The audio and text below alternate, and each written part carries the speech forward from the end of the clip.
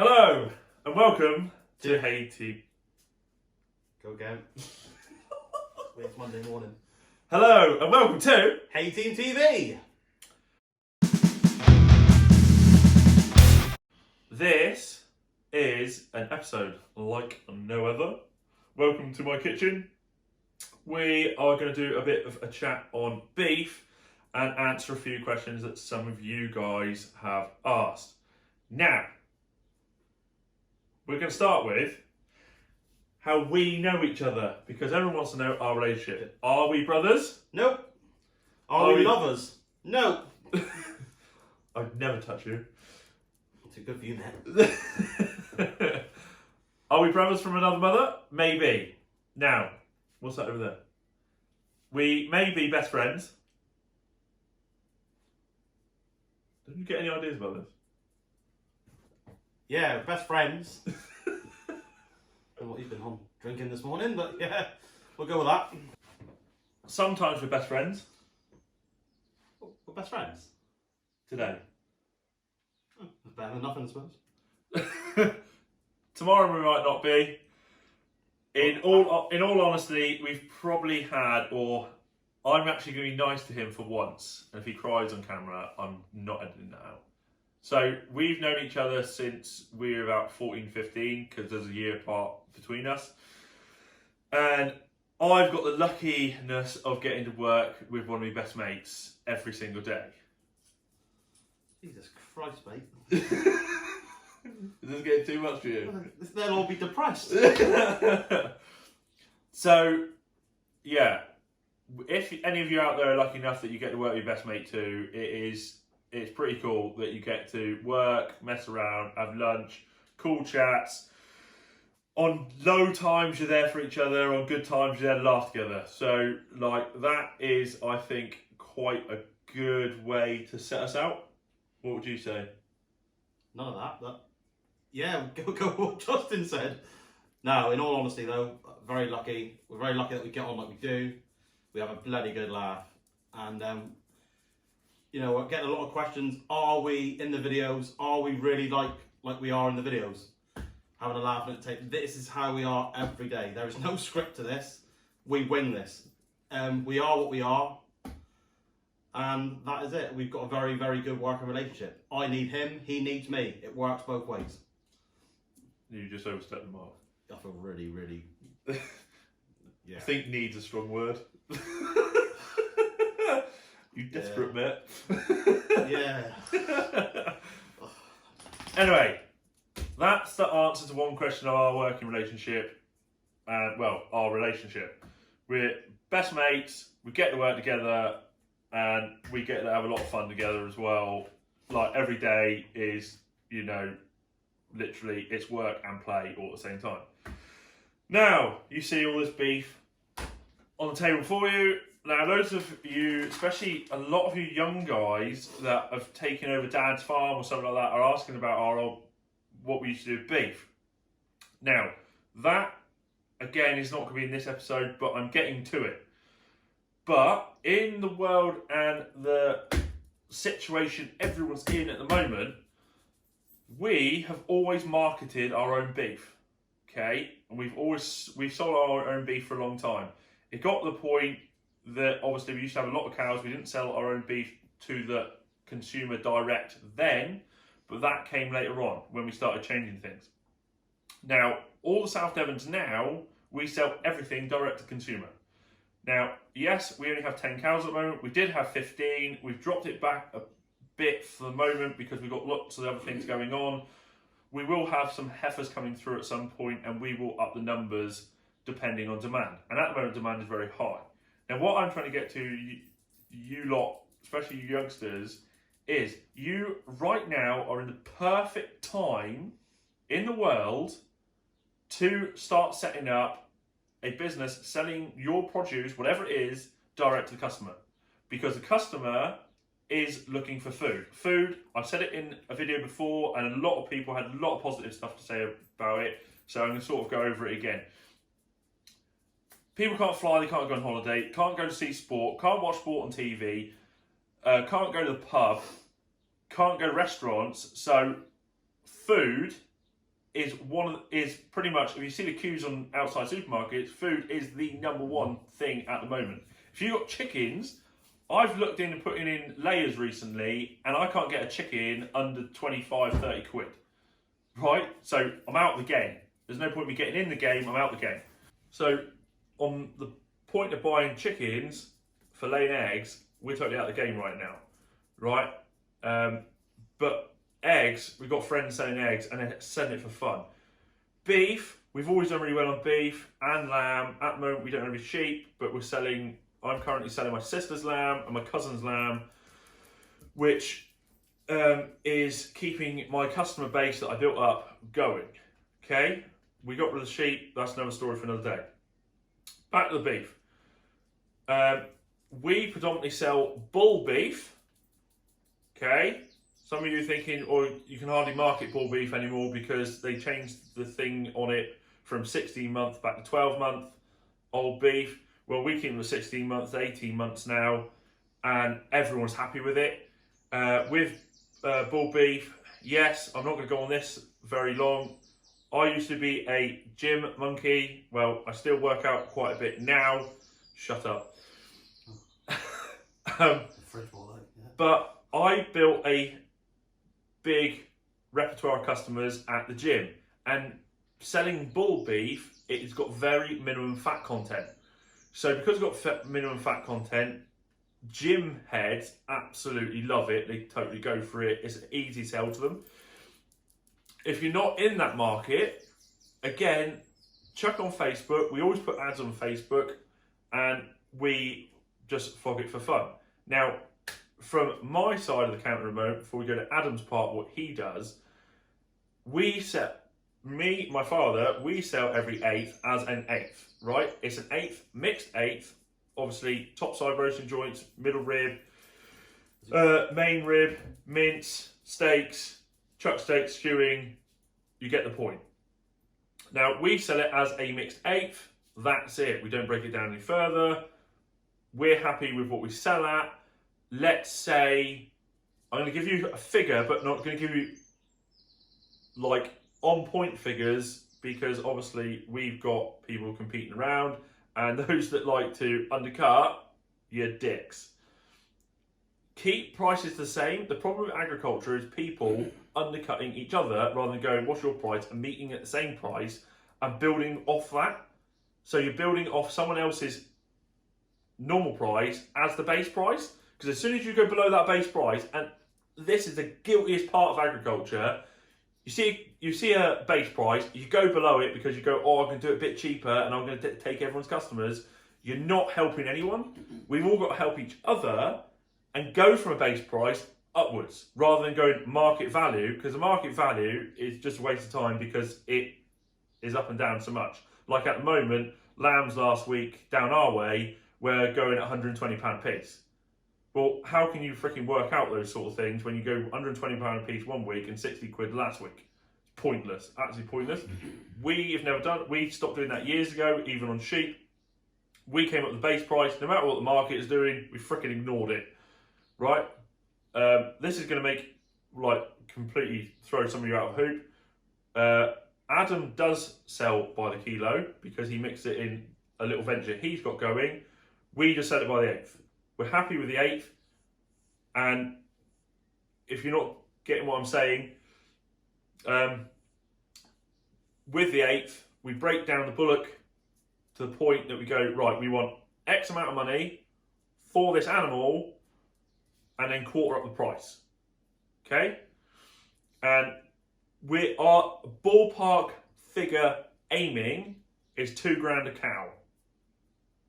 Right? And that's what we average. £2,000 a cow minus, out of that, cutting fees, which is, I think, $387 at the moment. Right, so take that out of your ballpark figure. That is roughly what we are left with after that cutout fee. You do the math. It's not quite that, but it's around those figures. Now, Adam, what do you do with it? Well, I do with it, I sell by the kilo. Because on the side, what I do, I sell veg boxes as well. So I put in some meat and some veg, and the customer is very happy what they get. I mean, I'm in a place where I've got to sell by the kilo, because obviously I'm not doing it for fun, I'm doing it to make money. And that's what I do. I don't rip anyone off or anything like that. It's a fair price. It's all done by the weight of the animal. That is how I work it out. Right, so obviously I've been selling beef along with the farm for ages now. We both have our own customer bases. And when this pandemic started... Let me just jump in. So Adam buys off the farm at the same price that we sell the 8-4 direct to the customer. But because he does the hard work of breaking it down, separating it, so Adam's prepared to take out 3 steaks, some mince and a roasting joint, chuck it into a veg box and drop it off. So obviously then he charges more for his time to do that extra work. Everything. So like Justin said, that's how I do it. But obviously when this pandemic started, I had people asking, can you get veg, can you get eggs, can you get this, can you get that? So I looked into it, and luckily Justin's sister, boyfriend, is a potato farmer, as we all know, and he sells potatoes to wholesalers. So I got on with the wholesalers through him. I buy a load of veg each week and a mix of veg with the meat, and sell the boxes accordingly to the weights. And that is how, and obviously I go off delivering them, and then obviously I make my money that way on the side. Right. So you're all starting to paint a bit of a picture now. This is all going on, yes, amongst the hay stuff and everything else. Right? And we're always looking for other opportunities as well. Like, we together are looking to put in a bit of a chicken unit, pasture raised. Again, it is particular how you sell your product. This is grass-fed beef, right? We use a feed which has got no GMO. Okay, so those of you going, no GMO what? If you look at the ingredients on the feed that you buy, there is like GMO soya. Usually all soya is GMO. Now, if you want another thing to think about to sell to the customer and give them a story, the customer wants a story, right? So they get to go on our Instagram, see pictures of cows, pretty cows, grazing, having a lovely time, and that sells the customer the story that they want to see. Now, that's not saying all our animals are treated very, very well. You guys have seen that in videos. But it also, people want to know what the animal's getting fed. And a lot of people have got this stigma, they don't want GMO, they don't want this, they don't want that. Supply that customer, right? That customer is where the money is. Those of you, like, I'm a big believer that the small farmer could come back again in a big way if you're prepared to do the legwork and try and sell everything you can. Someone we know not far from here, he had an Angus beef herd. He would slaughter, he would go all the way to London to one of the markets, and he'd sell his beef at a London market. Now that is a great, great way to do things. He was selling up 2 bullocks a week, right? 51 weeks a year, apart from Christmas. He would be up in that London market once a week, 2 cows. Do the math on the amount of cows that he's selling. Okay? Now, again, this isn't going to be a hugely long video.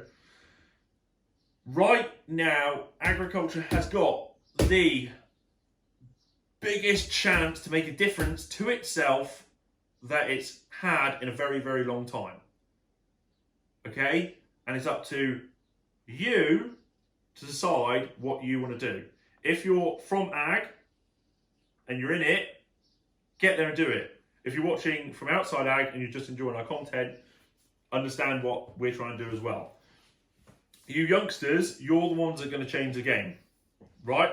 You're the ones that are coming into the world with all the new technology. Like, phones were developed in our time. Phones started in your time. So use them. You've got all these vast amounts of social media to use to advertise and sell. And it doesn't matter what you're selling. It doesn't have to be beef. As I've said before, it can be absolutely anything. Eggs. 1 second. We have dog problems. Every time we turn a camera on, the Jack Russells turn into absolute arseholes. They gone? Yep, gone. Yep, gone. Maybe they won't come back, but we're not going to be that fortunate, are we? Yeah, they come back now. But hopefully you guys are hearing what we're saying. We don't want to be sort of raining on deaf ears. No. What you've got to look at the moment, like just said earlier, milk is on its ass, lamb is on its ass, beef is on its ass, pork isn't. Pork's on the way up. Pork's been up since April. But, you know, you've got to find a way to get out of that. We can all sit down and moan about everything. I know it's hard, especially if you're a massive beef farm. We're not. I mean, we're lucky, really. This is just a hobby. We keep them just for this and just for that, you know, for some muck, clearing up, you know, what we got in the baling shed, the odd rubbish bale that we get, they eat that, and blah, blah, blah, blah. So we're lucky, you know, this is all slow grown. We don't have to rush them. It's just they're ready when they're ready. I know it's difficult for a lot of people out there who are doing this all the time, and you've got to make a big income. You've got stuff to pay for. But if you can go down this route, do it. It works. And the consumer, the customer, absolutely loves all this. And they come back. They keep coming back. Once you get a good rapport with the customer keeps coming back. And as long as they feel that they get value for money. Now, if you count from the video all these items that you can see on the table, and you go and cost that in Tesco, it's going to cost them nearly twice as much in Tesco, right? But the thing is, when you send your bullock to the supermarket, yeah, and you get paid that small amount, and then you get fined because it's too fat or too lean or all the other rubbish that they come up with, sell it yourself. If you're going to go and blame the supermarket for giving you a poor price, you should be blaming yourself for selling it to the supermarket. Yeah? Just sell direct. If you sell direct, once the ball starts turning, it just curves up. People just keep going. Word of mouth. Yeah. Like when we started, it was just word of mouth. We didn't really put much on social media, and it just grew. I literally sold loads of stuff through the gym, rugby, all the other sporting things I did. Adam picked up his customers through like family, friends, stuff like that. And what people do love about all this, you go to Tesco's, you buy a bit of sirloin, and you don't know where that beef's come from. It's British beef. Come from anywhere. People love at the moment food miles. It's great. I mean, someone who lives 3 miles down the road from us can come and pick up our farm. It's 3 miles. It's grazed here, and it's gone probably 10 miles all in all to the slaughterhouse and back again. It's nothing. The food miles is right down, and it's local. It's local produce. People love local produce, and they will go the extra mile to pay extra. People go, oh no, they won't pay that. They will pay it. They love it. Those of you old boys are thinking, oh, these two have just gone a bit too off the mark. We've got to do 1,000 head of cattle, and we've got to sell them to the supermarket. If that's where you're stuck in your ways, really sorry. But the world's changing. The world's changing at a massive speed, especially at the moment with the virus that's going on. But at the end of the day, people are looking for food. Food is at the forefront of everything. Right now, it's literally being gifted to you, like just hands to you. But you've got to go take it. You can't be waiting for it and going, oh, someone's going to phone me up for some eggs. You've got to go out there and start advertising. Social media, boards outside the entrance. I always advertise when I'm in the pub. Yes, the pub's closed at the moment, doesn't matter. Already got a network of people. But I think we've ranted on about this enough. Yeah. Yeah. If you would like us to go on about some more on selling direct to consumer and stuff like that, leave a comment below. If you've got any other comments or questions on how we went about it, leave a comment below. We'll see if we do another video a bit different. This was just sort of going to be like a bit of presentation on the beef, and that we sell it the way we do. Nothing goes to supermarket anymore. Everything goes direct to customer. And that's that. But if you haven't yet done so, please subscribe and ring that bell and leave a comment and thumbs down. And Shut up. hope you've enjoyed this video. This was a little bit different, and hopefully we'll see you next one. Oh, Have a great day. and before we go, Oh. we are on Snapchat, Instagram, and Twitter. So any questions, if you don't want to leave a comment below, and it is a bit of a, a question or whatever, find us on one of them. The Hey Team. We're getting a lot of questions at the moment about can't find you on Snapchat. It is the Hey Team TV, no spaces. So the Hey Team TV, no space, all one word. See you next one, guys.